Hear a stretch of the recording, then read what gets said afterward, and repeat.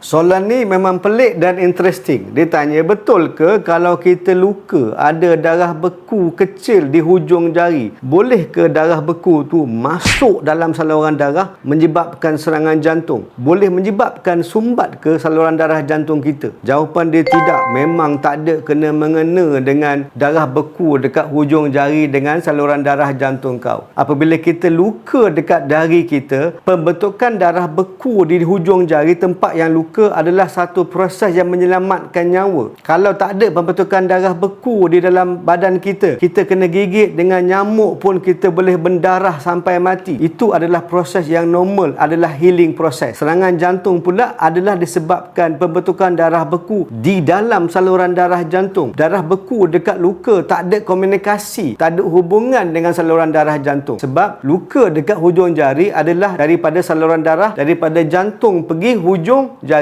Manakala sumbat saluran darah jantung adalah sistem aliran darah yang lain. Tak ada langsung kaitan. Jangan bimbang. Yang perlu bimbang, kalau engkau luka tak jadi darah beku dekat hujung jari, tu lagi bahaya.